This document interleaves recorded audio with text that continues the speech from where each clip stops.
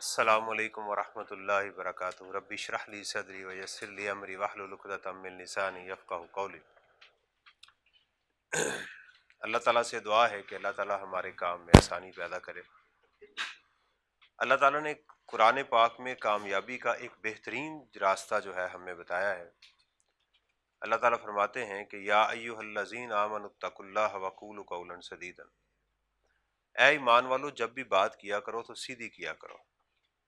अच्छा, ये तो हो गया हमारा एक्ट, ये एक्शन हो गया। इसका रिएक्शन क्या होगा? अल्लाह ताला फरमाते हैं कि युस्लिह लकुम आमालकुम, तो मैं तुम्हारे काम क्या कर दूंगा? सीधे कर दूंगा। व यगफिर लकुम ज़ुनूबकुम, और पिछली गलतियां वो भी माफ हो जाएंगी। व मन युतिल्लाह व रसूलहू फ़क़द फ़ाज़ फ़ौज़न अज़ीमा, और जिसने अल्लाह और उसके रसूल की इताअत की उसको दुनिया आखिरत में बुलंद मुकाम अता किया जाएगा। और ये इंटरनेशनल फिनोमिना है, वर्ल्ड ओवर फिनोमिना है कि आप सच बोलेंगे तो आपकी चीज़ भी बिकेगी, आपके काम भी ठीक होंगे। चलें जी, अपने टॉपिक के ऊपर आते हैं। कैफ 2 टैक्स प्रैक्टिसेस को हमने स्टार्ट किया था। इसका जो 10% मार्क्स हैं, बेसिक्स कॉन्स्टिट्यूशन यानी सिस्टम ऑफ टैक्सेशन, जिसके ऊपर आई कैप ने 3 चैप्टर्स बांधे हैं। राइट, पहला उसने बेसिक्स का यानी सिस्टम के ऊपर उसने बात की है, ये सिस्टम बनता कैसे है, कॉन्स्टिट्यूशन के ऊपर उसने बात की, और थर्ड वन जो है उसने बात की कि वो लोग जिनके ऊपर इनकी इम्प्लीमेंटेशन होनी है उन तीनों का बिहेवियर क्या है। ये बात जो है ना उसने इसके ऊपर की है। हमने चैप्टर नंबर 1, और नॉर्मली ये हमारा क्वेश्चन नंबर 8 जो है या 7, लास्ट क्वेश्चन आई कैप जो है वो इसके ऊपर, इस एरिया के ऊपर वो दे रहा होता है ये हमें। तो हमने लास्ट क्वेश्चन को स्टार्ट किया। First of all, a definition is given by the book. Text book ने हमें कहा डेफिनेशन क्या है। वो डेफिनेशन की थी कि taxation is a process, right, by which, जो हमने सिंपल डेफिनेशन की थी, बाय विच अ सॉवरन, कोई भी सॉवरन, जैसे पाकिस्तान में सॉवरन कौन है? FBR, right, impose taxes through a body, किसी बॉडी के थ्रू, राइट, वो टैक्सेस लगाती हैं। अब यहाँ जब उसने बॉडी का कहा तो फिर एफबीआर आएगी, सॉवरन जो है हमारी सेनेट आ जाएगी, जो लॉ बनाते हैं, राइट। वो टैक्सेस को इम्पोज करते हैं for what? To run the government. Basic उसने ये कहा कि ये उसकी एक डेफिनेशन है। और यहाँ पर जो हमारी हेडिंग चल रही थी, जो कि बारहा एग्जाम में टेस्ट हो चुका हुआ है, कि व्हाट ऑब्जेक्टिव्स क्या हैं, लॉ के ऑब्जेक्टिव्स क्या हैं, उसको उसने 2 हिस्सों में डिवाइड किया, रेवेन्यू और नॉन रेवेन्यू ऑब्जेक्टिव्स क्या है। रेवेन्यू ऑब्जेक्टिव में सबसे पहला ऑब्जेक्टिव क्या है? गवर्नमेंट को चलाना, गवर्नमेंट की पॉलिसीज जो हैं उनको इम्प्लीमेंट करना, और जो डिस्ट्रीब्यूशन ऑफ वेल्थ है, लोगों के पास जो पैसा है वो उन लोगों तक पहुंचाना जिनके पास कम है या नहीं है।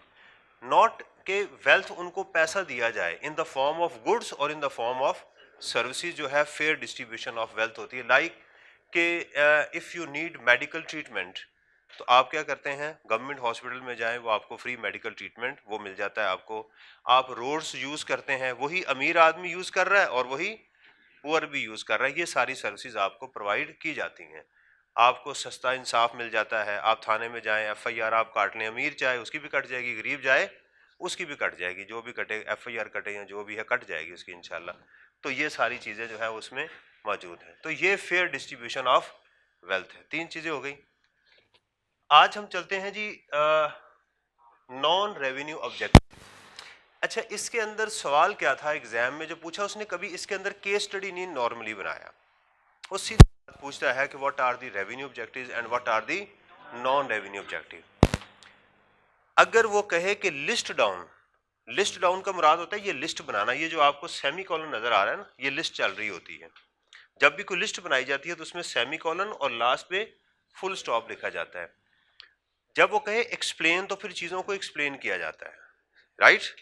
Sometimes please list down the non revenue objectives, right, of the taxes, तो आप कहेंगे कि followings are the non revenue objectives of taxes. तो फिर आप उसको 1 2 3 4 ये लिखना शुरू करेंगे। अच्छा, इसके लिए मैंने एक वर्ड जो है वो आज पहले बनाया है, उसको चलते हैं, फिर मैं आपको इसका बताता हूँ कि नॉन रेवेन्यू ऑब्जेक्टिव्स क्या है। राइट। ये एक वर्ड जो है मैंने इसको देख के बनाया कि आसानी के लिए हम इसको याद कर सकते हैं, इस तरह से देखा जा सकता है। जो है हमारे पास एफ जो है, ये है वही है जो पहला है, फेयर डिस्ट्रीब्यूशन ऑफ वेल्थ। मैं इसको साथ साथ लिखता हूं ताकि आपको याद हो जाए। Number 1 F mean fair, fair distribution of wealth. Non revenue objective भी यही है, राइट, कि लोगों से पैसा लेके दूसरों तक पहुंचाया जाए। दूसरा है जी हमारे पास एल यानी लोकल, ये आपने वर्ड याद रखना है, लोकल, ठीक है। लोकल इंडस्ट्री को सेव करना। दूसरा ऑब्जेक्टिव क्या है कि टैक्सेस की मदद से लोकल इंडस्ट्री को सेव करना। आप कहेंगे सर लोकल इंडस्ट्री को टैक्सेस से सेव करना ये कैसे हो सकता है? आप देखें, आप पाकिस्तान में एक गाड़ी, जब मैंने इंपोर्ट की गाड़ी, तो पाकिस्तान में जो गाड़ी बिक रही थी उस वक्त वो थी अराउंड 500,000, 5 लाख रुपए की। मुझे जापान के अंदर बड़ी अच्छी गाड़ी, right, with sofas, with air bags, वो 3 लाख रुपए की मिल गई। अब अगर वो गाड़ियां पाकिस्तान में आनी शुरू हो जाएं, मेहरान पाकिस्तान में है और वहां से गाड़ी मैं मंगवा लूं, उसके मुकाबले में 3 लाख रुपए की, 1 लाख रुपया जापान से आप रेंट उस वक्त था, उसका कैरेज था, तो 4 लाख रुपए की पड़ गई। तो मैं तो कभी भी मेहरान ही बाय करूंगा ना, राइट। लेकिन उन्होंने किया क्या कि मुझे पोर्ट के ऊपर 7 लाख रुपया टैक्स लगा दिया उसके ऊपर। गाड़ी 3 लाख की, 7 लाख रुपया कैरेज पड़ा और ये सारी चीजें चलते, वो गाड़ी तकरीबन मुझे 11 लाख रुपए की पड़ गई। ये क्यों उन्होंने ऐसा किया? ताकि इस एक्टिविटी को डिस्करेज करना, ताकि लोग क्या करें, हमारी गाड़ी को बाय करें, राइट, इसी के ऊपर रहें, बाहर से इंपोर्ट ना करें। ये है to save the local industry, ये नॉन रेवेन्यू ऑब्जेक्टिव है। तो टैक्सेस की मदद से उन्होंने इनडायरेक्टली क्या किया, लोकल इंडस्ट्री को सेव करने की कोशिश की। फिर आय के साथ दो जो है वो मैंने इसको सेट किए हैं। एक है इंटरनेशनल ट्रेड,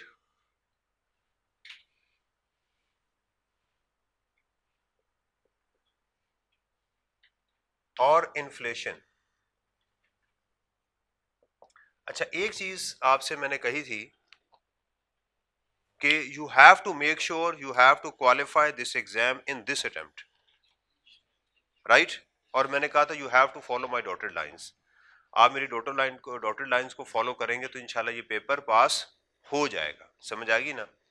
एक काम आपने जरूर करना है कि you have to dedicate 1 copy 1 notebook for this subject, right. बेशक आधा हिस्सा कर लें, जो भी आपने उसकी बाइफर्केशन करनी है। जो मैं आपको डेली चीज पढ़ाऊंगा उसके इंडेंट्स आपने लिखने हैं, कंटेंट्स। जैसे आज मैं पढ़ा रहा हूं, आज आपने लिखना है नॉन रेवेन्यू ऑब्जेक्टिव्स, और उसके नीचे 1 2 3 अपने प्यारे प्यारे हाथों से आपने ये सारा लिख लेना है कि ये इसके नॉन रेवेन्यू ऑब्जेक्टिव्स हैं। अपने हाथ से लाजमी उसको लिखना है। आप एग्जाम के अंदर कॉन्फिडेंट होंगे, ये बात याद रखिएगा, व्हाट आई बिलीव। न्यूमेरिकल आपने पूरा करना है जो मैं आपको दूंगा जब न्यूमेरिकल्स पे आएंगे, सही है। तो आपको आहिस्ता आहिस्ता इस पे बर्डन फील नहीं होगा। लेकिन अगर आप इसको कहेंगे ना मैं कल कर लूंगा, तो कल कभी भी नहीं आया। यानी आप कल कहेंगे तो वो आज होगा, इसलिए कल कभी भी जिंदगी में, हमने भी ऐसे ही तकलीफें बर्दाश्त की हैं, हमने भी मेहनत ऐसे ही की है, तब हमने सीए किया, राइट। तो ये आपने मेरे से वादा करना है। क्यों जी? लिखेंगे नहीं लिखेंगे? किसी कुछ ने कहा नहीं लिखेंगे, लिखेंगे? आपने बोला नहीं है जी। यस, बस आपने ये बात को मेरी फॉलो करना है और इंशाल्लाह ताला आप देखेंगे ये चीजें आपको फील नहीं होंगी, आराम से ये सब्जेक्ट निकल जाएगा। लेकिन ये इसका डजंट मीन कि ये आसान है। कुछ स्टूडेंट कह देते हैं सर ने कहा था कि जनाब ये निकल ही जाना है, वो बंदा खुद ही निकल जाता है बेचारा। सही है, ये नहीं करना। कैसे निकले? देखिए, इस सब्जेक्ट को आसान बनाना वो मेरी जिम्मेदारी है, एग्जाम फोकस करना वो मेरी जिम्मेदारी। You have paid for that. आपने इसके अगेंस्ट पेमेंट की हुई है कि नहीं की हुई? बस फिर ये उसको मेरा काम है। लेकिन फिर उसको आसान चीज को फिर हजम करना, याद करना, उसको एग्जाम तक सही तरीके से लेकर जाना, वो आपकी जिम्मेदारी है। ठीक है। अच्छा, अब है इंटरनेशनल ट्रेड को करना। अब ये कैसे आ गया कि इंटरनेशनल ट्रेड टैक्स की मदद से कैसे हो सकती है। ये ऊपर मैं लिख देता हूं, टैक्सेस की मदद से इंटरनेशनल ट्रेड कैसे हो सकती है। देखें, इंटरनेशनल ट्रेड क्या है। इंटरनेशनल ट्रेड आपकी या तो पाकिस्तान से एक्सपोर्ट होगी और या पाकिस्तान में आप इंपोर्ट करेंगे। ठीक है ना। देखिए, वो चीजें जो पाकिस्तान में एक्सेस हैं वो आप एक्सपोर्ट करेंगे तो पाकिस्तान में क्या आएंगे, डॉलर आएंगे, और डॉलर से इन्फ्लेशन कंट्रोल हो सकती है। सही है। अगर आप इंपोर्ट करेंगे तो आपका डेफिसिट बढ़ेगा, आपकी लोकल इंडस्ट्री क्या होगी, ये डंप होगी। डंप समझते हैं, खराब होगी, ये गीला हो जाना डंप को कहते हैं। लोकल इंडस्ट्री खराब होगी। तो आप एक्सपोर्ट को बढ़ाना चाहते हैं। पाकिस्तान में एक्सपोर्ट के ऊपर 1% टैक्स है और सेल्स टैक्स है ही नहीं, बल्कि रिफंड हो जाता है। इससे क्या मुराद है कि आपने एक्सपोर्टर को क्या किया, फैसिलिटेट किया, ताकि तुम पाकिस्तान से बाहर चीजें बेचो, जितना सेल्स टैक्स होगा मेरे से वापस ले लेना, अगर ले सकते हो तो। ये मैंने खुद कहा है। समझ आई कि सेल्स टैक्स क्या होता है, इसमें रिफंड होगा। ठीक है। अच्छा, टैक्स रेट कितना है, 1%। लेकिन अगर आप इंपोर्ट करोगे तो ये रेट जो है इनकम टैक्स का, वो 5.5 या उससे भी ज्यादा हो जाता है। ये मैं सिर्फ इनकम टैक्स की बात कर रहा हूं। कस्टम ड्यूटी उसके ऊपर लगना शुरू हो जाती है, सम टाइम 300%, 3 गुना, 4 गुना, 5 गुना वो कस्टम ड्यूटी उस पर लग जाती है। फिर फेडरल एक्साइज ड्यूटी इसके ऊपर लग जाती है। राइट। तो ये कौन सी चीज इसको रोक रही है और इसको जाने की इजाजत दे रही है, टैक्सेस। राइट। इसी तरह जो हमारी गवर्निंग बॉडी है आईएमएफ, जो हमें कंट्रोल कर रही है, वो कहती है कि आपने आईटी की इक्विपमेंट्स के ऊपर टैक्सेस कम करने हैं, ज्यादा नहीं लगाने, सर्विसेज के ऊपर भी। इसलिए आपको दुनिया में जो इंटरनेट सर्विसेज हैं वो सस्ती मिलती हैं as compare to other countries. मैं बाहर गया हूं ना पाकिस्तान से, वहां बहुत महंगी हैं, कॉल रेट बहुत महंगे हैं। राइट। इंटरनेशनल कॉल्स बहुत महंगी है, हमारे लिए वो सस्ती। होने कहा जी इन बच्चों, क्योंकि बेचारे खाना तो इनके पास है कोई नहीं, तो इंटरनेट भी आप छीन रहे हैं। इतना जुल्म और ज्यादती तो नहीं होनी चाहिए ना इनके ऊपर। इसलिए उन्होंने कहा कि ये चीजें इनको सस्ती दें, मोबाइल इनको सस्ते दें। हर बंदे के पास एक मोबाइल जरूर होना चाहिए। राइट। मसलन किसी टाइम खाना ना हो तो चले, कम से कम उसको तो खा सके ना, थोड़ा बहुत उसके साथ टाइम तो पास कर सके, रोजा तो रख सके। क्यों जी, सही है। तो इसलिए क्या है कि इंटरनेशनल ट्रेड को with the help of taxes control किया जा सकता है। अगर हम कहें नॉन रेवेन्यू ऑब्जेक्टिव, तो हम कहेंगे the non revenue objectives of the taxes are the fair distribution of wealth. Right. Number 2 क्या है, saving of the local industry, local industry को सेव करना। अब लोकल इंडस्ट्री को एक और भी तरीका होता है सेव करने का, इस पे टैक्स फ्री कर दें, यानी बाहर की आइटम जो आ रही है उन पे टैक्सेस लगा दें और यहां की लोकल इंडस्ट्री को एग्जेम्प्ट कर दें, टैक्स फ्री जोन में उनको वो ले जाएं। To promote the international trade, to cater the inflation. Inflation क्या है, वो जो हम आजकल खा रहे हैं, जो हम इंजॉय कर रहे हैं, दैट इज कॉल्ड इन्फ्लेशन। ऐसे ही है। ये कोल्ड ड्रिंक कितने की आती है आजकल, जो एक शीशे की बोतल कितने की मिलती है? हाँ जी, 50 रुपए की, 60 रुपए की, ठीक है 50 की कर लें। हमारे दौर में ये 1.5 रुपए की थी, 1 रुपए 50 पैसे की। तो आप कहेंगे सर आप पाकिस्तान बनने के पहले के हैं। राइट। नहीं भाई, काफी देर पहले की बात कर रहा हूं। और ये 50 पैसा महंगी हुई थी तो हमने बोतल पीनी बंद कर दी थी। वैसे पीता भी मेहमान ही था, हम तो पीते ही नहीं थे, हम सिर्फ देखते थे। हाँ जी, हम उसे कहते थे हाँ ठंडी है ना, माशाल्लाह। मीठी भी होगी, ऐसे ही था। अब तो माशाल्लाह आपको बड़ी ये लग्जरी आप लाइफ गुजारते हैं कि राह जाते जब दिल करे बोतल पी लेते हैं। तो बहरहाल इन्फ्लेशन को कंट्रोल करने के लिए भी टैक्सेस का यूज किया जाता है। आप कहेंगे सर इन्फ्लेशन को तो बढ़ाने के लिए तो किया जा सकता है। अभी उसको आप छोड़ दें, वो हमारी दिल की ख्वाहिश है, वो बात दिल पे नहीं लेनी है आपने, इसको अच्छी बातों में याद करते हैं। इन्फ्लेशन ये होती है कि जो जो इन्फ्लेशन बढ़ती है, राइट, तो लोगों की एग्जेम्पशन लिमिट बढ़ा दी जाती है। मिसाल के तौर पे आजकल पाकिस्तान में अगर किसी शख्स की सैलरी 50,000 पर मंथ है तो उसे टैक्स नहीं लिया जाएगा। There was a time when it was 10,000 कि अगर किसी की इनकम 10,000 है तो उससे टैक्स नहीं लिया जाएगा, 10,000 से ऊपर टैक्स लगता था। उस मींस क्या था कि इसका मतलब ये था कि अगर किसी के पास 10,000 होगा तो हर महीने अपना घर आराम से चला सकता है, उसकी सेविंग नहीं होगी। तो फिर चूंकि प्राइसेस बढ़ गई तो इन्होंने इसको इंक्रीज किया। आजकल कितना है? 50,000, राइट। तो ये इन्फ्लेशन को कंट्रोल करने का एक तरीका भी है। ऑल्दो कि आजकल जो हमारे टैक्स की एग्जेम्पशन लिमिट, अच्छा ये मैं दो वर्ड बोला करूंगा, ये जरा ध्यान से आपने सुनना। एक है एग्जेम्पशन और एक है एक्सेप्शन। ये स्टूडेंट इसको ऑल्टरनेटिवली बोल जाता है, जो कि चीज गलत है। एग्जेम्पशन जब भी वर्ड होगा वो इनकम के साथ अटैच होगा। एग्जेम्प्ट होना, छूट मिल जाना किसी चीज से, ये एग्जेम्पशन है।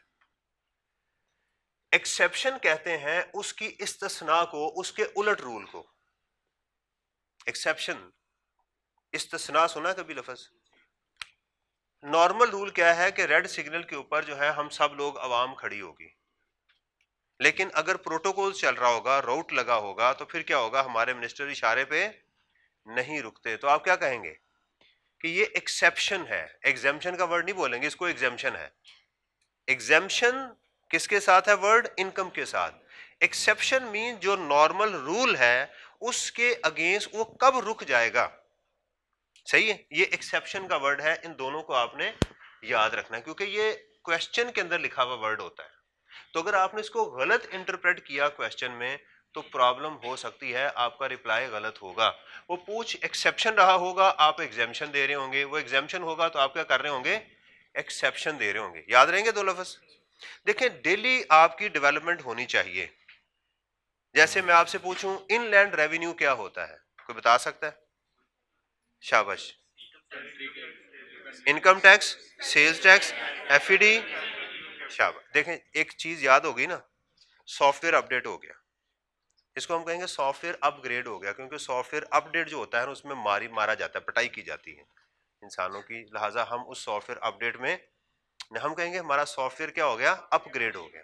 मेरी रूह को एक नई चीज जो है वो मिल गई। अपडेट का वर्ड थोड़ा सा ऐसे है, ठीक है। तो सॉफ्टवेयर, तो आपको पता चल गया, टैक्सेस का मतलब पता चल गया। देखें, डेली आपको कुछ मिल रहा है ना, ये चीजें आपको डेवलप करेंगी to cater the inflation, right. Reduce का वर्ड नहीं यूज करेंगे, टू कैटर, हैंडल करना। इन्फ्लेशन को हैंडल करने के लिए क्या किया जाता है? टैक्सेस लगाए जाते हैं। आगे है जी आपका पी। पी जो है वो आपका क्या था? एक तो है पी पी पी प्यारे दिल लगा के पी, मैं भूल गया हूं। यहां देखें पी किसको होगा? To promote the science. देखें कैसा है? Promotion of research and science,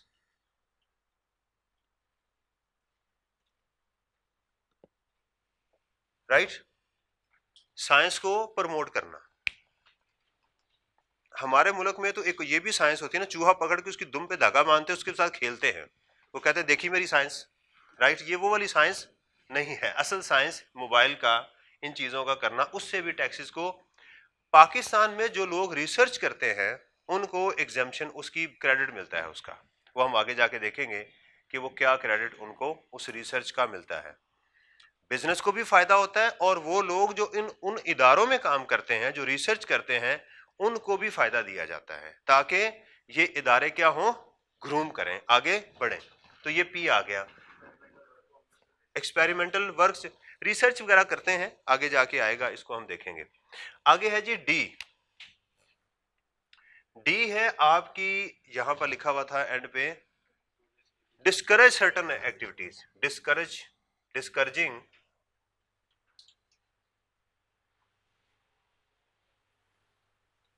discouraging certain activities, yes please, discouraging certain activities और सेक्टर को डिस्करेज करना। सूटा, पता है सिगरेट, सिगरेट के ऊपर 65% टैक्स लगा हुआ है और उसके ऊपर कैंसर की तस्वीर भी बनी हुई है, डिस्करेज करने के लिए कि यार इससे कैंसर होता है, राइट। तो लोग क्या कहते हैं, कोई मसला नहीं, क्योंकि ईमान है हमारा कि मौत एक दिन आनी आनी है, बगैर सिगरेट पिए तो नहीं आनी चाहिए। इसलिए लिहाजा हम कश जो है वो हमारी थी ना एक वो मिनिस्टर, उन्होंने कहा जितना महंगा सिगरेट कर दिया है कि बंदा दुख में कश भी नहीं लगा सकता, सही से शहर बानो माशाल्लाह उन्होंने कहा था, वो इसी बात पे कहा था। तो क्या है कि टैक्सेस की मदद से आप उन एक्टिविटीज को डिस्करेज कर सकते हैं, राइट। आप कहेंगे कि सर यही तो बात आपने यहां की थी, इन लोकल इंडस्ट्री को सेव करना, यही थी ना कि आप अगर इंपोर्ट एक ऐसी एक्टिविटी को आप चाहते हैं कि पाकिस्तान में इंपोर्ट को खत्म किया जाए या कम किया जाए तो टैक्सेस बढ़ा दें, तो यहां भी तो आप यही बात कर रहे हैं ना। नहीं, ये पॉइंट और है, ये पॉइंट और है, नंबर लेने हैं ना, समझ आ रही है ना। तो ये बात ये है वही बात, लेकिन ये और बात है, इसलिए इसको अलग याद कर लेंगे, जरा नंबर ज्यादा मिल जाएंगे। उसके बाद है जी ई फॉर एनेमिक, ये लफ्ज कभी सुना एनेमिक?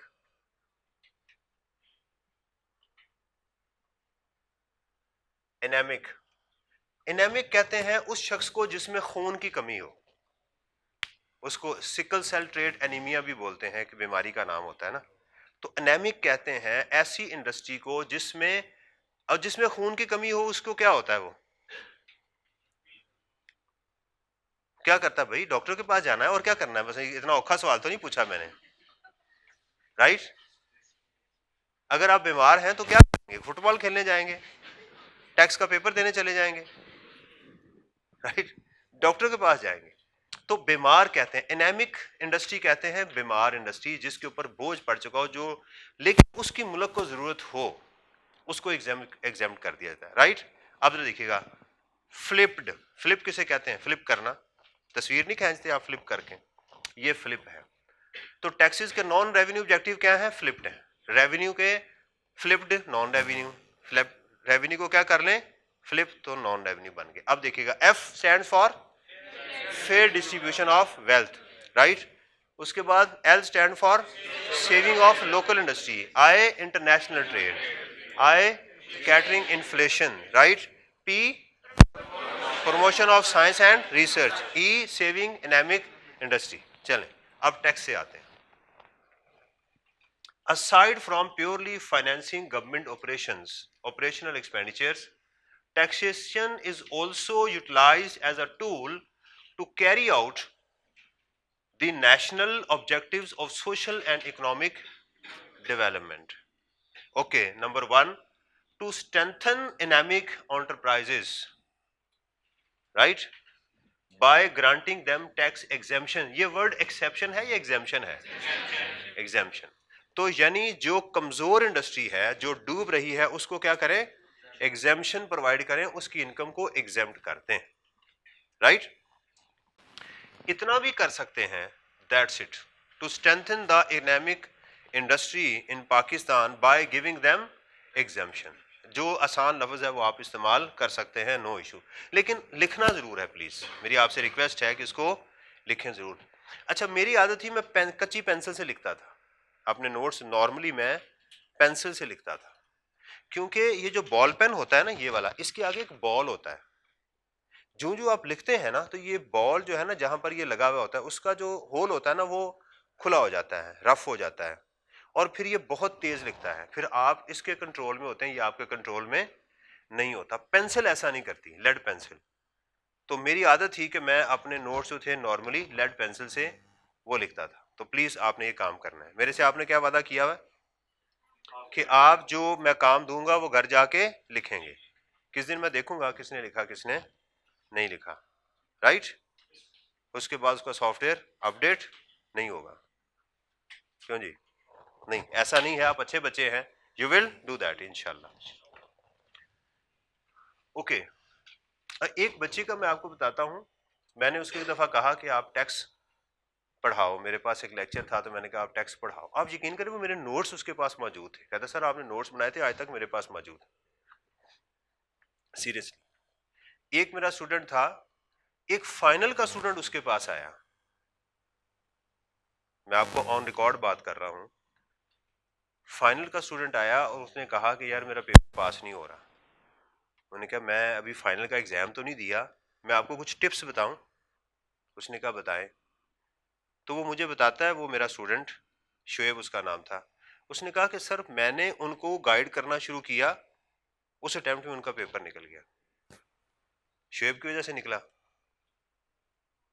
वो जैसे भी निकला लेकिन शुएब ने क्रेडिट ले लिया उसका कि मैंने इनको पढ़ाया हुआ, राइट। हालांकि फाइनल और इसमें बड़ा फर्क है। तो इसलिए अगर आप डॉटेड लाइंस को फॉलो करेंगे पेपर निकल जाएगा। आपकी सबसे गंदी जो आदत होगी ना वो ये कि क्लास बंक करेंगे आप। पहले मैं आपको बता दूं, ये मेरा चैलेंज है, आपने करना है। मैं आपको क्या कहा था, सीए क्या है, कंसिस्टेंट एफर्ट। ये ई के साथ नहीं है एफर्ट, ये कौन सा है, स्पेशल एफर्ट है। नींद खराब करनी पड़ेगी। सर्दियों में होता है ना, जब हम सर्दियों में सोते हैं तो सुबह का टाइम वो लहाफ या कंबल थोड़ा सा करें ना तो हल्की ठंडी सी हवा आती है, आप फौरन हो शटअप, ऑनलाइन देख लूंगा मैं, उसके बाद इस पे नहीं जाना प्लीज, राइट। ये ऐसे ही होगा। आपकी कंसिस्टेंसी आपकी बहुत सारी खामियों को दूर कर देगी और आपकी इनकंसिस्टेंसी जो है वो आपकी बहुत सारी खामियां पैदा कर देगी, ये बात याद रखें। Okay, to promote to protect local industry, right.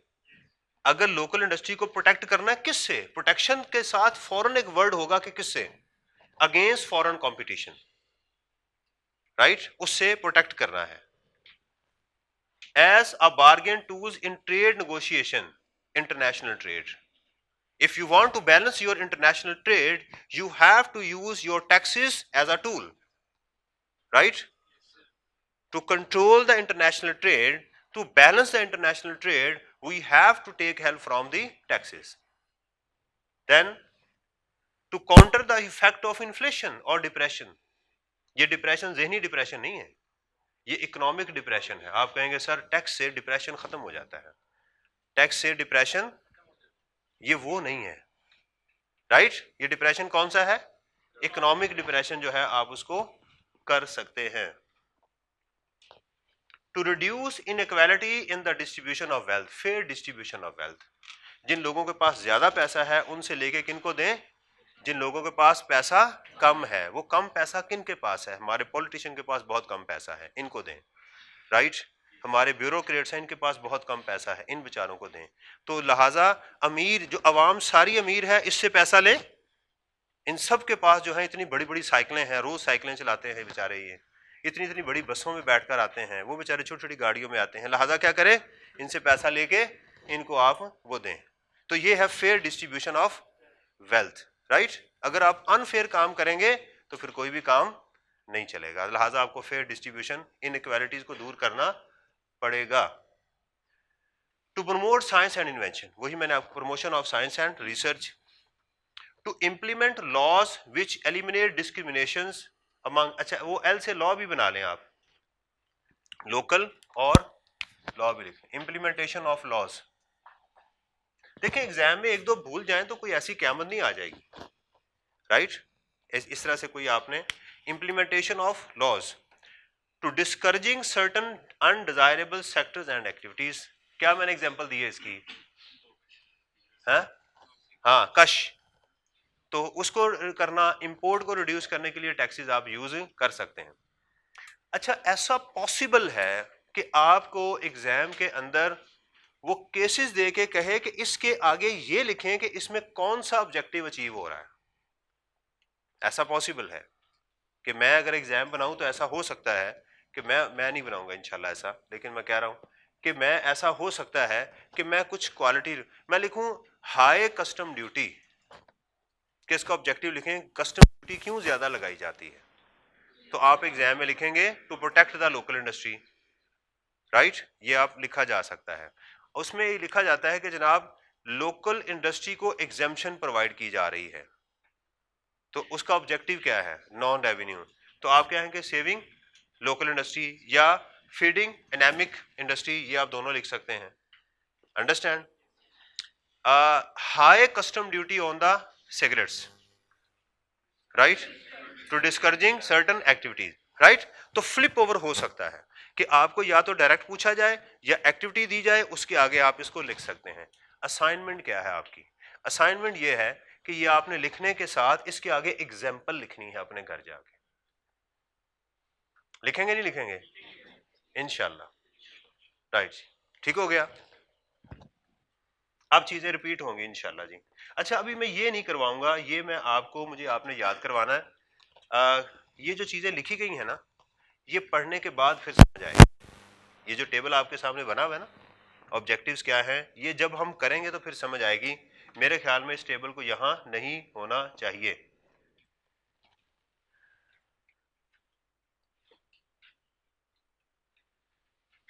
जी,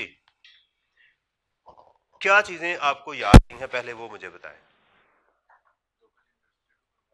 नहीं, ओवरऑल कंटेंट देखें, मैंने आपको सिस्टम के ऊपर बात कर रहा हूं। मेजरली तीन चीजें हमने पढ़ी हैं, definition, revenue objectives and non revenue objectives, ये हमने पढ़ा। एक टर्म्स कितनी सीखी हैं आपने? इनलैंड रेवेन्यू का वर्ड मैंने आपको बताया, फेडरल बोर्ड ऑफ रेवेन्यू का वर्ड मैंने आपको बताया, राइट, और सीवीटी का उनकी मैंने आगे थोड़ा सी आपको एक्सप्लेनेशन दी। प्लस इसके साथ मैंने आपको क्या किया है कि मैंने आपको जो आपका एग्जाम है उसके मुतालिक बताया। हमारे एग्जाम के कितने हिस्से हैं? तीन, राइट, तीन पार्ट्स में है। एक बेसिक्स जो हमने स्टार्ट किया, सिस्टम ऑफ टैक्सेशन, और दूसरा हमारा इनकम टैक्स और सेल्स टैक्स, राइट, ये तीन हिस्से हैं जी। फाइन। अभी वो कह रहा है जी, taxes as a mean for development, taxes से मुल्क में डेवलपमेंट भी होती है। ये वही चीज है तकरीबन जो हम पढ़ चुके हुए हैं।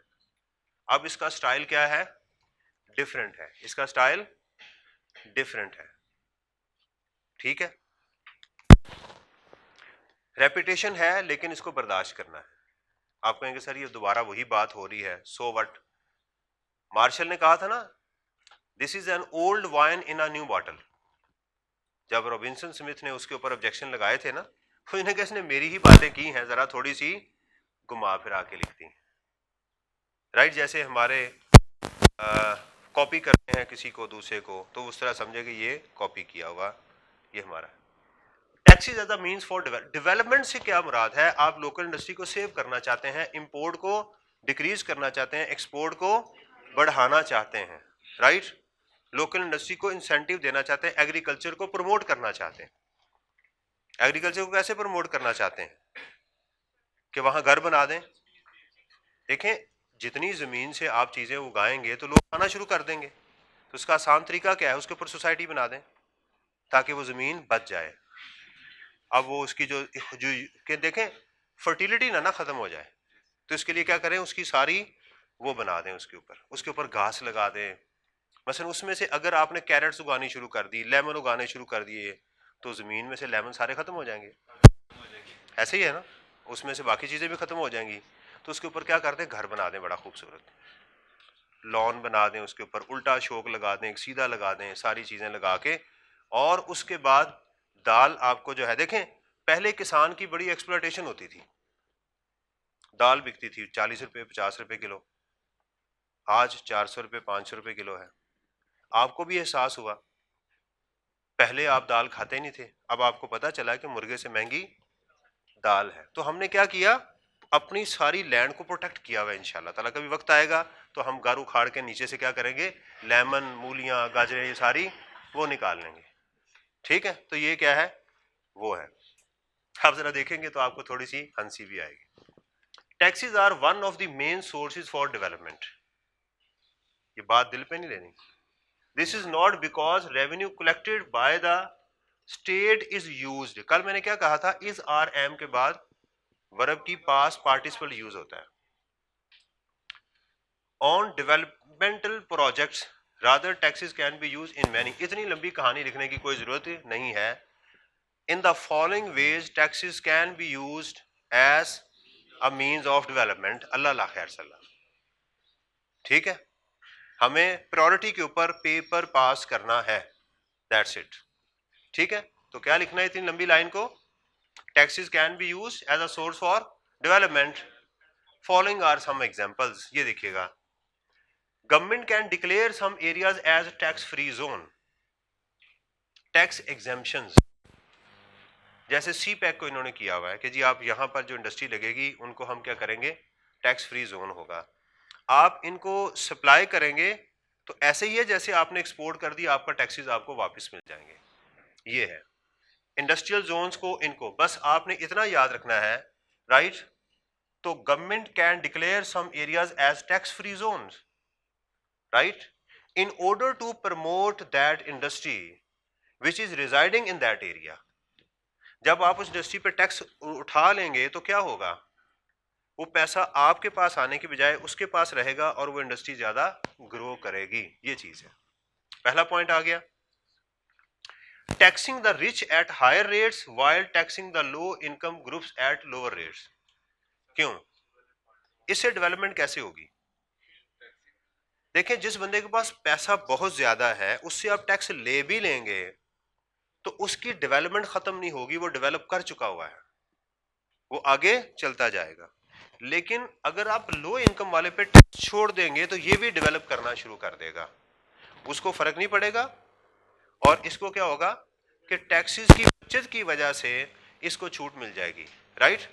तो taxing rich at lower higher rate and lower poor at the lower rate, इससे भी आपके मुल्क में डेवलपमेंट हो सकती है। ये एग्जांपल्स हैं, उसने कहा ये एग्जांपल्स हैं। तो आपको एग्जाम में क्या होगा, वो यही पूछेगा, राइट।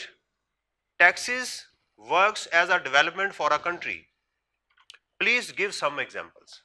तो आप इसकी एग्जांपल दे दें उसके अंदर, ठीक है। इंपोजिशन लगाना, अप्लाई करना of high custom duty rates on luxury items. गाड़ियों की मैं एग्जांपल आपको कहा, मैंने अभी एग्जांपल दी ना, तो उस गाड़ी के ऊपर कितना टैक्स लगा दिया, 7 लाख रुपया। इसी तरह इंपोर्टेड सिगरेट के ऊपर भी बहुत ज्यादा टैक्स है, शराब के ऊपर भी टैक्स है, इन्होंने लगाया हुआ है, राइट, कि आप वहां से इंपोर्ट करेंगे तो उसके ऊपर भी टैक्सेस हैं। इससे क्या होगा, इससे मुल्क में कैसे डेवलपमेंट होगी? हाँ, प्रोटेक्ट कर, डंपिंग नहीं होगी, इसको उधर डंप नहीं होगी, आपकी इंडस्ट्री बच जाएगी। अगर बाहर से चीजें नहीं आएंगी तो चीजें बच जाएंगी।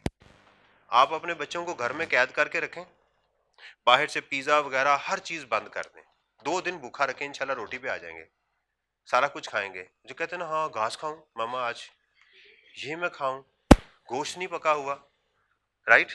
जैसे नवाज शरीफ की औलाद है भाई, जहां पैदा हुए उसको देखो, गोश्त हमें बहुत ज्यादा पसंद है, पिज्जा खाना मैंने। मेरा बेटा एक दिन मुझे कहता पापा 1 हफ्ता हो गया मैंने पिज्जा नहीं खाया। मैं क्या, ओफो, बड़ा गुनाह होगा आपको तो। मैंने उसे बताया मेरे दादा ने 100 साल पिज्जा नहीं खाया था। He never complaint. और 7 दिन हो गए हैं अब तुमने पिज्जा नहीं खाया। पिज्जा उदास हो गया बेचारा कि मुझे खाने वाला कोई नहीं है। यानी हम अपना बेड़ा करके भी कर रहे हैं और ये कर रहे हैं। तो ये तो क्या है, घर को बचाना चाहते तो क्या करना पड़ेगा, बाहर की चीजें बंद कर दें, पैसा भी बचेगा और लोकल इंडस्ट्री भी प्रमोट हो जाएगी। Tax credits on charitable donation to promote welfare activities. देखें, मैंने आपको बताया था गवर्नमेंट के 3 काम होते हैं अगेन टैक्सेस। रियासत 3 चीजें, एक जब भी आपसे पैसा लेगी 3 चीजें आपको प्रोवाइड करेगी। नंबर 1, आपके पास क्या 2 चीजें हैं, एक जिस्म और एक इसके अंदर रूह। जिस्म को हेल्थ चाहिए होती है, ये स्टेट का काम है, और इसके अंदर जो रूह है उसको एजुकेशन चाहिए होती है, ये भी स्टेट का काम है कि फ्री प्रोवाइड करें। और तीसरा ये है कि इस जिस्म को कोई और जिस्म तंग ना करे, सिक्योरिटी। बेसिकली आपके ये जो आप पेमेंट कर रहे हैं उसके 3 चीजें आपको मिलनी चाहिए। अब अगर स्टेट ये काम नहीं कर पा रही, राइट, या स्टेट कमजोर है, उसके पास पैसे कम है, उसने गरीबों को पैसा बांटना है। गरीब कौन है हमारे मुल्क के? पॉलिटिशियन जो है, वो उनको पैसा अगर बांटना है, उसके पास पैसा नहीं बच रहा, तो फिर वो लोगों से कहती है कि यार खुद मिलके कोई बना लो, वेले बैठे हुए आप लोग, सही है, आप खुद हॉस्पिटल बना लो, ठीक है। तो वो इदारे जो वेलफेयर इंस्टीट्यूशंस बनाएंगे कुछ लोग, अगर आप उनको पैसे देंगे तो उसका फिर आपको फायदा दिया जाएगा। इससे क्या होगा? हॉस्पिटल्स बनेंगे, एजुकेशन इंस्टीट्यूशंस बनेंगे, वहां लोग जॉब करेंगे, वहां पर उनकी सैलरीज आएंगी, उनके घर चलना शुरू हो जाएंगे। तो ये है। तो टैक्सी से क्या मिलेंगी आपको? टैक्स क्रेडिट से भी क्या होती है? डेवलपमेंट्स होती हैं। Tax exemption to charitable organizations, ये दो अलग अलग चीजें हैं। जिस शख्स ने पैसा दिया, मैं अभी आपको एग्जांपल लिखवाता हूं, आपने लिखनी है इसके साथ। जिस शख्स ने पैसा दिया उसको क्रेडिट दिया जाएगा। उसका क्रेडिट किसे कहते हैं? अकाउंटिंग पढ़ी है आपने? अगर आपको कोई शख्स आपकी हेल्प करे, राइट, तो वो कहता है ना जी मुझे क्रेडिट क्या मिलेगा इसके अगेंस्ट। वो डेबिट क्यों नहीं कहता मुझे डेबिट क्या मिलेगा? क्यों जी? डेबिट एसेट भी तो होते हैं। डेबिट, चले मेरा आपके साथ सवाल है, ये आपने सोचना है कि हम किसी को क्यों नहीं कहते यार इसका मुझे क्या डेबिट मिलेगा, मैंने तुम्हारे साथ ये काम किया। क्रेडिट क्यों बोलते हैं? क्रेडिट तो लाइबिलिटी भी होती है। खेलें, चलें। क्रेडिट का अंग्रेजी में सादा मतलब होता है फायदा। तो जो शख्स इदारों को, चैरिटेबल इंस्टीट्यूशन, कौन कौन से चैरिटेबल इंस्टीट्यूशन है? शौकत खानम है, कशफ है, ईदी है, शिपा है, ये सारे हैं ना। इन इदारों को आप पैसा देंगे तो आपको लॉ में क्रेडिट मिलेगा, फायदा टैक्स मिलेगा, टैक्स कम किया जाएगा। और वो इदारों को खुद भी टैक्स नहीं देना होता। इससे भी क्या होगा? देखिए, जो पैसा उनको दे रहा है उसको फायदा, उस इदारे को भी फायदा, तो दोनों को मिलकर क्या हो रहा है आगे? वो डेवलपमेंट होगी उससे। Exemption of tax to agricultural sector to promote agriculture. Agriculture sector को क्या करें? टैक्स एग्जेम्पशन दें ताकि एग्रीकल्चर प्रमोट हो। वो एग्जाम्पल नहीं लिख देनी आपने कि एग्रीकल्चर सेक्टर को बचाने के लिए, डेवलपमेंट के लिए क्या है कि एग्रीकल्चर को सेव कर दो, उसको सारा सोसाइटी बना दो ताकि कोई एग्रीकल्चर हमारे लेमन ना उठा के ले जाए, ताकि भिंडियां ना उठा के ले जाए। ऐसे ही है ना। एक दफा मैं वो लेने चला गया, क्या होते हैं? टिंडे। तो पहले हम लोग तो गाँव वो भैंसों को डाल देते थे, मुझे याद है। तो उसने इतने से रखे हुए ऊपर, तो मैंने उससे पूछा भी क्या रेट है, तो उसने एक इतना सा टिंडा मुझे पकड़ाया, उसने कहा जी ये लें मौलवी साहब। मैं कहा रेट बताओ। उसने कहा पहले चेक करें इसे। देखा, उसने कहा सिर्फ 400 रुपए किलो। मैंने कहा जज़ाकुमुल्लाह खैर, ऐसा नो जज़ा, राइट। इसको अभी इसके साथ तस्वीर खिंचवाएं आप, फिलहाल आ जाएंगे। एग्जाम्पशन ठीक हो गया जी। अब जरा इसकी एग्जाम्पल एक एक करके लिखिएगा। जो पहला पॉइंट है, गवर्नमेंट कैन, इसका हेडिंग दें taxes as means for development. Tax बड़ा इंटरेस्टिंग सब्जेक्ट है, अगर आप इंटरेस्ट लेते रहे तो। पहला क्या है पॉइंट हमारा कि गवर्नमेंट जो है एग्जाम्पशन टू डिफरेंट सेक्टर्स, ठीक है। इसकी एग्जांपल लिख लें। रिफंड, इसकी एग्जांपल, पहले पॉइंट की एग्जांपल आप लिखनी है, refund of sales tax, refund of sales tax, refund of sales tax when goods are supplied to tax free. इसको आप लिखेंगे ग्वादर, ये इसका नाम है ग्वादर टैक्स फ्री जोन है, क्या नाम है इसका? ग्वादर एक्सपोर्ट प्रोसेसिंग जोन, ठीक है। Tax sales tax refund when goods are supplied to export processing zone, EPG, इसको ईपीजी बोलते हैं, एक्सपोर्ट प्रोसेसिंग जोन्स। ये इसकी एग्जांपल है। तो आपको टैक्स वापस मिल जाएगा। इसकी एग्जांपल हो गई। इसको जाके लिखना आपने। Number 2, taxing the rich at the higher rate. इसके लिए सिर्फ एग्जांपल लिख दें, progressive tax rates, progressive tax rates. Progress किसे कहते हैं? बढ़ना। इनकम बढ़ती जा रही है तो टैक्सेस भी बढ़ते जा रहे हैं। तो इसकी एग्जांपल क्या लिखनी है आपने? प्रोग्रेसिव टैक्स रेट, स्पेलिंग याद रहेंगे, progressive tax rates. 75% custom duty on the import, या ये परसेंटेज ना लिखें, कस्टम ड्यूटी का यहां पर लिखें कि high custom duty rates on the imports, for example cigarettes, luxury cars, right, utensils, high custom duty rates on the cigarettes, right, cigarettes, cars, ठीक है, यूटेंसिल्स वगैरह जो भी चीजें हैं सब पे हाई टैक्स रेट्स उन्होंने लगाए हुए हैं। गोल्ड में, गोल्ड गोल्ड पे बहुत ज्यादा टैक्स रेट नहीं है, गोल्ड पे बहुत ज्यादा टैक्स नहीं है। Tax credit on charitable donation, अब इसका लिखिएगा tax credits to individuals, tax credits to individuals,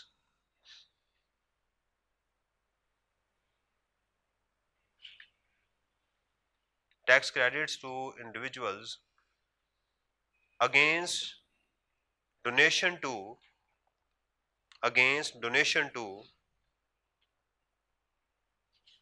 Shaukat Khanam,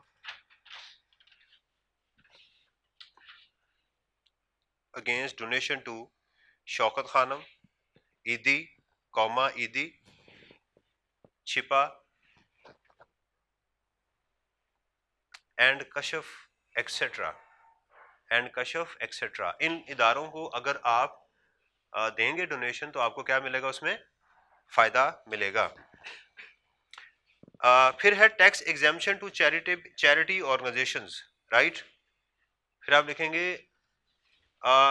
no tax, no tax to NPOs, no tax to NPOs, non profit organisations, NPO अलग अलग नहीं लिखना, इकट्ठा लिखना है, एनपीओ non profit organisations, no tax to non profit organisations, right, under certain circumstances, अगर वो उन कंडीशंस को पूरा करेंगे उनको टैक्स नहीं देना होता।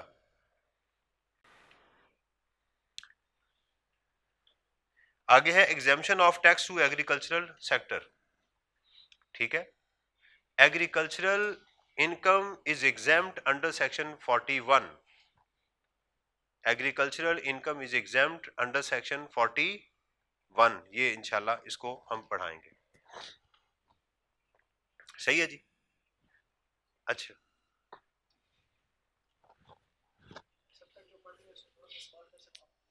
जी, हाँ हाँ क्यों क्यों नहीं करें, बिल्कुल करें, जी जी, हम्म हम्म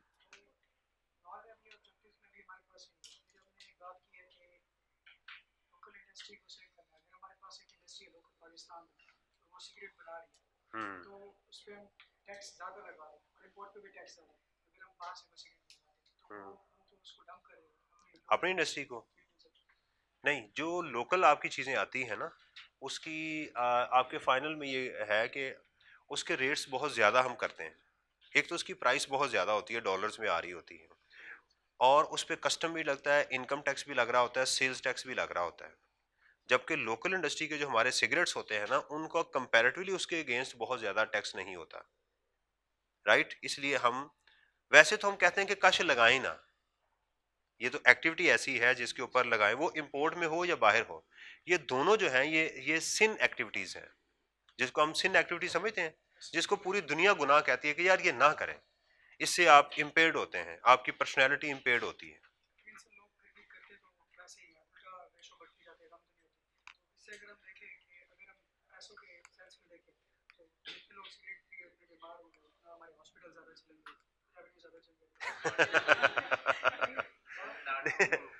देखिए बात जो है वो, आपका नाम क्या है? एहतशाम। एहतशाम पता क्या है, अगर मैं इसके प्रैक्टिकल एस्पेक्ट्स के ऊपर आऊंगा तो मैं अपने स्कोप से बाहर चला जाऊंगा। आपके जो पॉइंट है, I totally agree what you are saying, it's okay, ये सारा ठीक है, लेकिन बात यह है कि मैं अपने स्कोप से बाहर चला जाऊंगा, मेरा सिलेबस डिले होगा। मुझे समझ आ रही ना? Privately, if you have an objection, you can talk to me some other aspects of these activities, how we can control that, how we can manage these activities, we can talk privately. WhatsApp group के अंदर आप मुझे message है, आप group में हैं, मुझे message करें, मैं उसका आपको रिप्लाई वो कर सकता हूँ। हाँ हाँ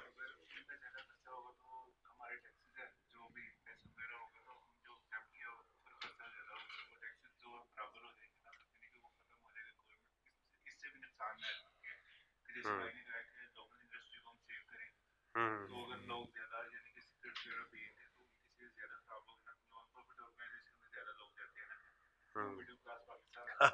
देखिए एक को रिलेशन तो आप सेट कर सकते हैं, इट्स अ को रिलेशनशिप, कि आप एक एक्टिविटी दूसरे को करती है, दूसरी तीसरे को करती है, इस तरह से एक्टिविटीज तो चलती रहती है। यही अगर कहें तो आई कैप भी यही ऑब्जेक्टिव अपना बना ले, ज्यादा से ज्यादा फेल करो ताकि दोबारा ये आए, दोबारा पैसे दें। लेकिन आई कैप ऐसा तो नहीं करता ना, उसकी कोशिश है कि बच्चे ज्यादा पास हों। आप कहेंगे ये कैसे है, ये सर आप कैसी गलत बातें कर रहे हैं, आई कैप की तो कोई ऐसी इंटेंशन नहीं है, उसकी इंटेंशन, लेकिन उसने सर्टन एक लेवल रखा हुआ है। जी जी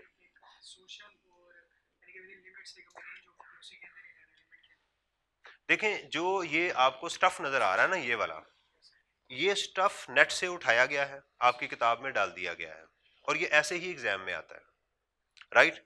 मैंने उस स्टफ को जस्टिफाई करने की कोशिश की है।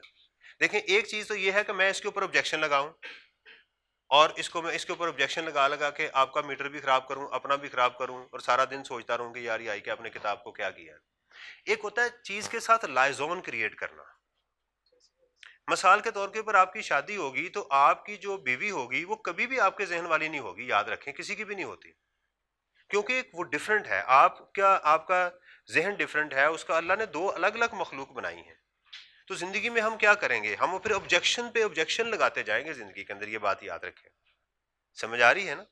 तो इसलिए हमें क्या करना होता है कि जो चीज हमें दी जाती है, हम उसके पॉजिटिव एस्पेक्ट्स को लेके आगे चलते हैं, नेगेटिव को लेके नहीं आप चल सकते। अंडरस्टैंड? यानी हमारे पास ये सिलेबस है, ये चीजें अब देखें दोबारा फिर ये रिपीट होने लगी हैं। क्या तुक बनता है इसका रिपीट होने का? हमने इसको ऑब्जेक्ट नहीं करना। मेरा एक स्टूडेंट था, तो मैंने उससे पूछा ये तुम्हारा पेपर पास क्यों नहीं होता? उसने कहा सर सबसे पहले जो मेरे पास एग्जाम आता है ना, तो मैं सबसे पहले उस एग्जाम को क्रिटिकली एवेल्युएट करता हूँ, उसको मैं लिखता हूँ कि ये सवाल गलत है, तुमने सही नहीं बनाया, इसमें ये फिगर भी गलत तुमने दी हुई है, इसमें ये भी गलत दी हुई है। फिर जो क्वेश्चन मुझे लगता है ना this is one which is very suitable, this is reasonable, फिर मैं उसका सिर्फ रिप्लाई करता हूँ। तो मैं कहा तुम ऐसे सीए कैसे करोगे? कहता सीए करूं ना करूं, इनकी माँ बहन एक करके आऊंगा। फिर यही हो सकता है ना कि हमें उस जो पॉजिटिव है, देखे ना हमारे उस्ताद कहते थे एक गिलास है उसमें आधा पानी और आधा जो है खाली है। स्टूडेंट से पूछा गया अभी आपको क्या नजर आ रहा है? किसी ने कहा कि इसमें आधा गिलास पानी है, और कुछ ने कहा इसमें आधा खाली है। तो उन्होंने फिर उसे कहा कि देखो, जिन स्टूडेंट ने ये कहा ना इसमें आधा पानी है, आधा ग्लास पानी है, वो जिंदगी में अपॉर्चुनिटी फाइंड करेंगे कि यहां से अपॉर्चुनिटी क्या है। मिसाल देता हूं आपको पाकिस्तान की। मेरा एक स्टूडेंट था अमेरिका से आया हुआ, उसने कहा sir Pakistan is a land of opportunity, right. तो वो क्या कहते हैं उसके बाद मीम बनी है, मुझे मारो। तो कहते ना मुझे मारो यार, मुझे मारो, ये कह रहा पाकिस्तान लैंड ऑफ अपॉर्चुनिटी है। मैंने कहा how it is possible you can say that this Pakistan is a land of opportunity? कहता पाकिस्तान सर इसलिए लैंड ऑफ अपॉर्चुनिटी है कि यहां पर खालिस चीज बेचता ही कोई नहीं है। कितनी नेगेटिव बात है। अब मैं आई वॉज सो इंटरेस्टेड यार ये अपॉर्चुनिटी कैसे हो गई? कहता सर आप कोई भी खालिस चीज बेचेंगे ना, आपकी सबसे ज्यादा बिकेगी, ये है अपॉर्चुनिटी। उस दिन उसने मेरा दिमाग जो है बिल्कुल डिफरेंट डायरेक्शन में डाल दिया। उसने कहा सर यहाँ पर जो बंदा भी मैंने देखा है काम सही, यानी यहाँ हजारों में कोई एक सही काम करने वाला मिलता है, और उसके पास इतना रश है कि उसके पास टाइम ही नहीं है, क्योंकि बाकी सारे। कहते बाहर के मुल्क में आप हमारे अमेरिका आ जाएं, बाकी मैं भी खुद भी जो है वो बाहर के मुल्कों में गया हूं, मैंने देखा है वहां डिब्बे पे लिखा होगा ना जूस, तो बड़ी अजीब बात है, जूस ही निकल आता है उसमें से। यहां लिखा होता है जी माजा जूस, अंदर जो है वो सेंट पड़ा होता है सारे का सारा। समझ आ रही?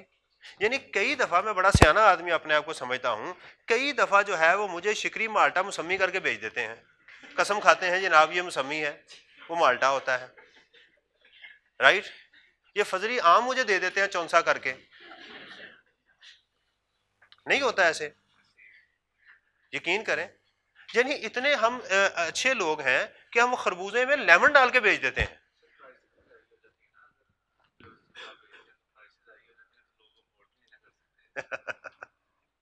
बहरहाल आप समझ रहे हैं, तो हमें अपनी स्कोप डिफाइन करना है, उस स्कोप के अंदर है। देखें, मैंने आपको पहले भी कहा था, मैं जो एग्जाम्पल दे रहा होता हूं उसको दिल पे नहीं लेना, उस पर सीरियस नहीं होना कि सर आपने ये बात करना तो फिर ऐसे आगे। मैं सिर्फ समझाने के लिए आपको बता रहा होता हूँ कि एग्रीकल्चरल को कैसे बचाया जा सकता है। बचाने का एक ही तरीका है ना, उसको सेव करके रखें, उसको यूज मत करें ताकि सेव हो जाए वो। राइट, आप असल बात आपको समझ आ रही होती है कि मैं क्या कहना चाह रहा हूँ। ये एग्जाम्पल नहीं खुदा के वास्ते पेपर में लिख देनी। जी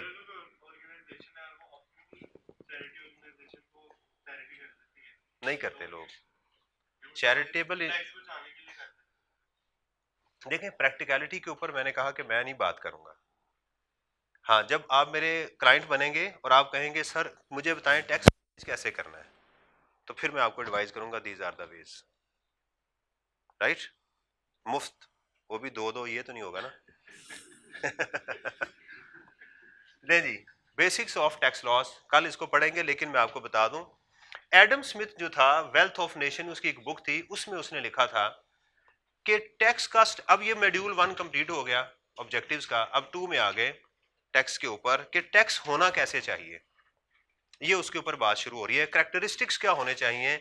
हमने इतनी बात कर ली कि टैक्स के क्या मकासद हैं, टैक्स क्यों लगना चाहिए, टैक्स डेवलपमेंट को कैसे प्रमोट करता है, उसकी कुछ एग्जांपल्स कोट करें। ये पहली चीज हमारी कंप्लीट हो गई। अब हम सेकंड मॉड्यूल्स में आ गए कि कैरेक्टरिस्टिक्स क्या है, लॉ होना कैसा चाहिए। देखिए ना, मैं आपको एक बात कहूं कि यार गाड़ी जो है, गाड़ी के बड़े फायदे हैं, गाड़ी के ये फायदे हैं, गाड़ी के फायदे फायदे बताने के बाद आप पूछेंगे सर फिर गाड़ी होनी कैसे चाहिए, आप पूछेंगे ना। तो वो जो मैंने फायदे बताए हैं उसके अकॉर्डिंगली गाड़ी होनी चाहिए। अब जो बात हम करने जा रहे हैं वो ये है कि वो टैक्सेस होने कैसे चाहिए, लोगों पे कैसे इंप्लीमेंट करने चाहिए। 4 कैनन्स जो है वो एडम स्मिथ के हैं, और बाकी जो बातें हैं इसके और प्रिंसिपल्स और कैरेक्टरिस्टिक्स तकरीबन ये वही चीजें यहां पर मौजूद हैं। Right, have a good day, thank you very much, इंशाल्लाह सी यू टुमारो। अल्लाह।